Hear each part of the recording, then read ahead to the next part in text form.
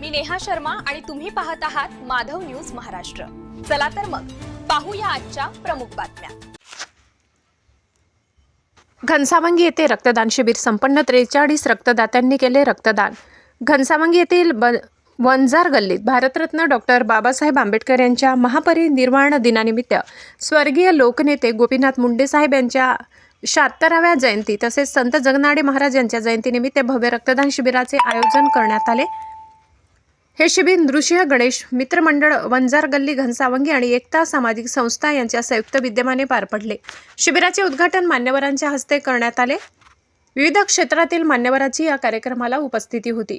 या रक्तदान शिबिरात 43 रक्तदात्यांनी उत्साहाने रक्तदान केले। तसेच मुख्यमंत्री सहाय्यता कक्ष जालना यांच्या वतीने विविध आजारांसंदर्भात माहिती व जनजागृती करण्यात आली।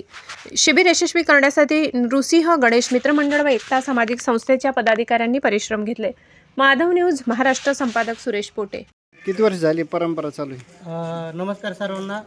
स्वर्गीय लोकनेते गोपीनाथ मुंडे साहेब यांचं निधन 3 जून 2014 साली झालं आणि पूर्ण महाराष्ट्रभर नाही तर भारतभर शोककळा पसरली।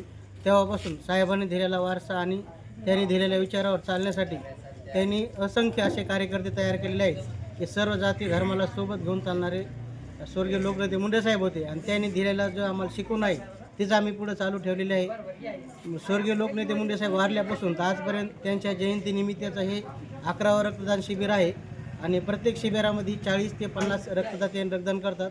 आत्तापर्यंत हे 11वं वर्ष आहे आणि 11 वर्षामध्ये जवळपास 600+ रक्तदात्यांनी रक्तदान केलेलं आहे। त्याचबरोबर यांच्याच निधनानंतर यांनी सर्व जाती धर्मासाठी काम करा असं सांगितलं।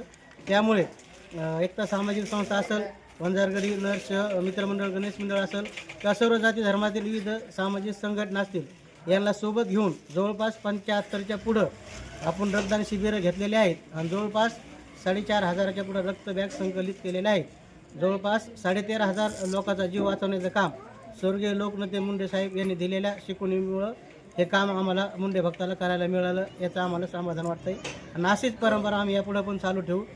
धन्यवाद। इतकंच। अशा आणखी महत्त्वाच्या बातम्या पाहण्यासाठी आमच्यासोबत जोडलेले रहा। आमचा व्हिडिओ लाईक, शेअर आणि चॅनल सबस्क्राईब करायला विसरू नका। धन्यवाद।